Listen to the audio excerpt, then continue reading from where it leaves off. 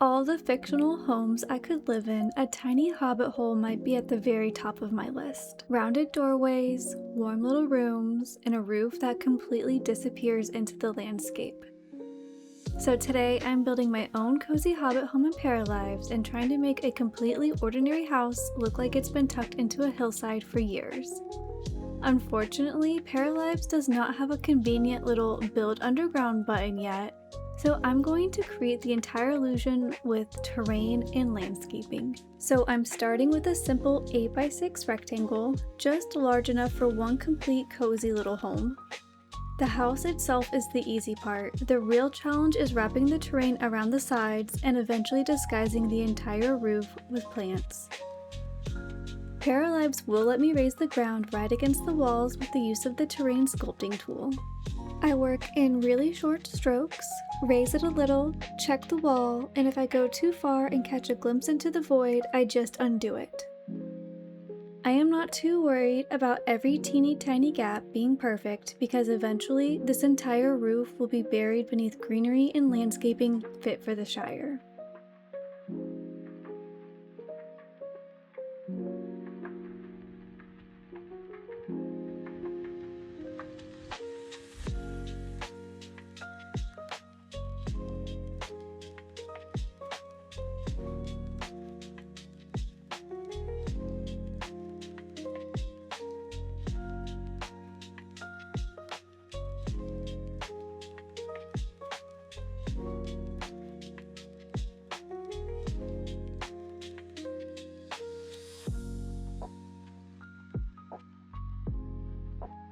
After raising the terrain, I go back over it with the smoothing tool to make the hill look a bit more natural.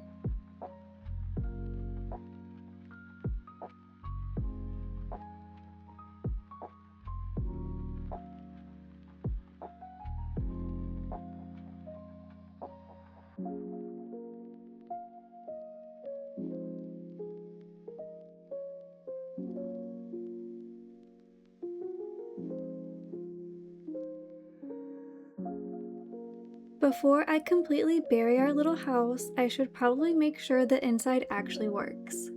Making a hobbit hole is one thing, but burying half a house in terrain isn't something I have tested before. Whether my parrot can actually live in it is another problem entirely. So once it's finished, we are testing everything. This house is already pretty small, so normally I would like to keep everything as open as possible. But this is a hobbit hole. Hobbits are not exactly known for their love of open concept floor plans. So I'm actually separating the living room from the kitchen and dining area to make everything feel a bit more enclosed and hopefully a lot more cozy. I definitely want a wood-burning stove tucked into this corner, and I'm placing a couch across from it. I also want to make this corner into a cozy reading nook. All it needs is some comfy seating, plenty of books, and more importantly, snacks within reaching distance. Priorities, right?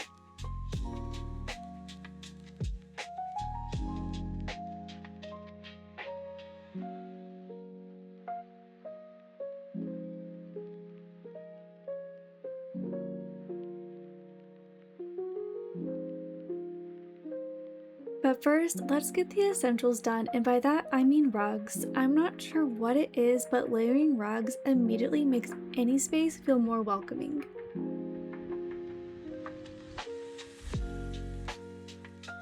I love the advanced placement tool. We are old friends by this point, but sometimes it can be a little wonky. So if I can, I like to stack things on a tiny shelf instead of raising them up to be stacked on top of something. So that way, that item has less of a chance to disappear into the void.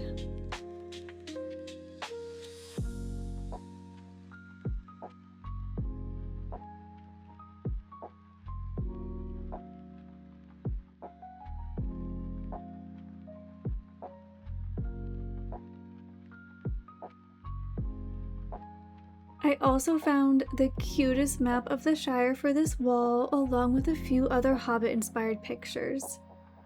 It immediately became one of my favorite little details in the entire house.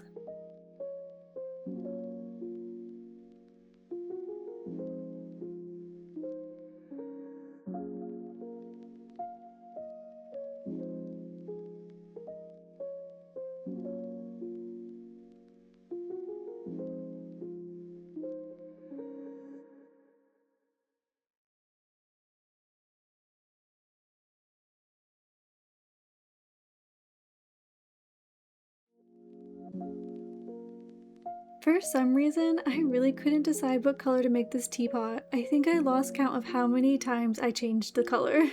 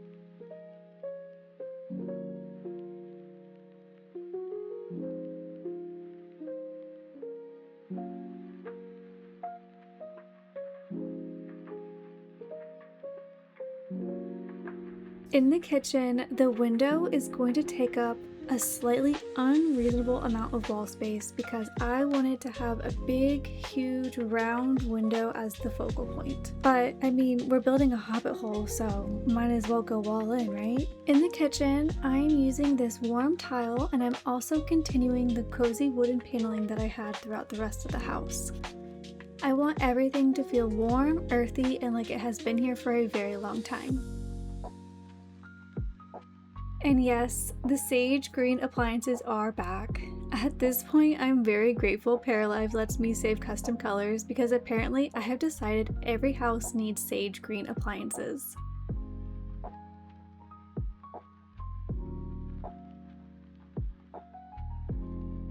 Obviously, a Hobbit kitchen also needs to be prepared for breakfast, second breakfast, 11Cs, luncheon, afternoon tea. Basically, I need an unreasonable amount of food in here. I'm adding baskets, jars, cookware, and anything else that makes this feel like someone is always halfway through preparing their next meal, which for a Hobbit is probably accurate.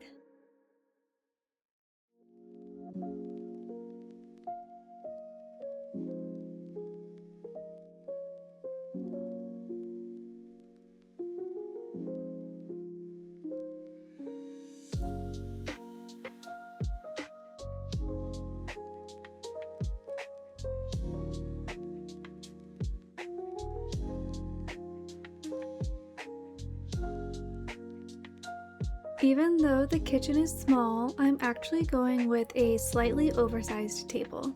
It's still perfect for two, but I like the idea of it doubling as extra workspace when you need it.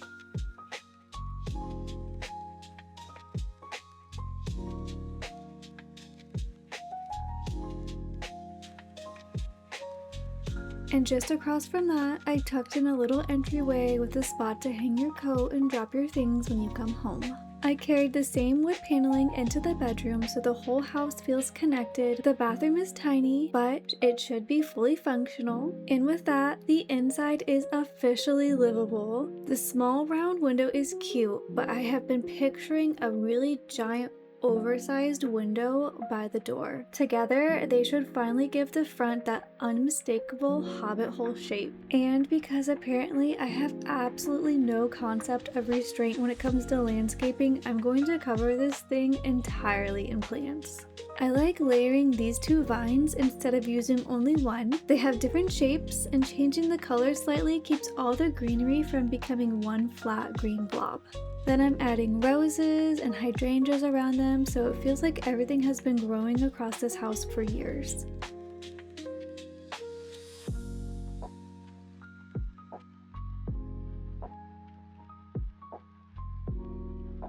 Beside the door, I want a little tiny gardening area, so I'm using some of my favorite shelves, filling them with plants, pots, and some gardening supplies.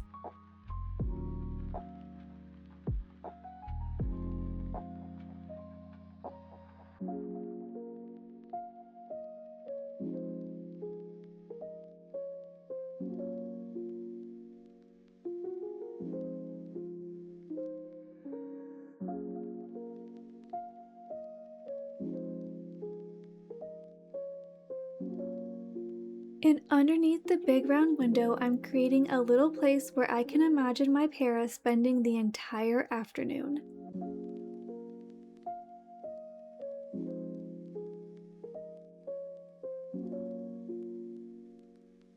A bench, a couple of lanterns, a blanket, and a picnic basket. I genuinely wish I could sit here. And now for the part that is either going to completely sell the hillside illusion or ruin everything, the roof. I'm starting with this rounded roof piece, but right now it looks exactly like what it is. A roof with a few plants nearby. It's not fooling anyone, so we're going to hide it basically. I want shrubs growing across the entire roof, but there is one little trick that makes this super easy. I place the first plant on the ground so I can see it and resize it as I want before I move it onto the house. That's because once I move it onto the house, it actually sits on the shell's ceiling rather than the rounded roof piece. So getting the right size down here saves me a lot of fighting later because then I can't see it because it's inside of the roof. So once I get it sized so that I can see it, then I can duplicate it and spread the copies across the roof and adjust the colors as I go. The last few plants help blend the roof into the raised terrain behind it and beside it. And finally, the house and hillside start looking like one continuous shape. And I think we did it. Our little hobbit hole is officially finished.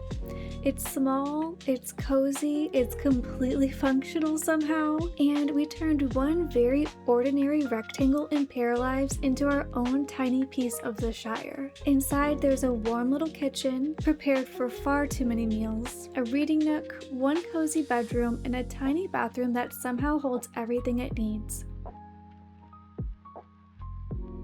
And judging by the fact that my para has already decided to spend the afternoon painting outside, I think she approves. But what about you? Could you live in this little hobbit hole? Let me know. Thank you so much for watching, and until next time, stay cozy.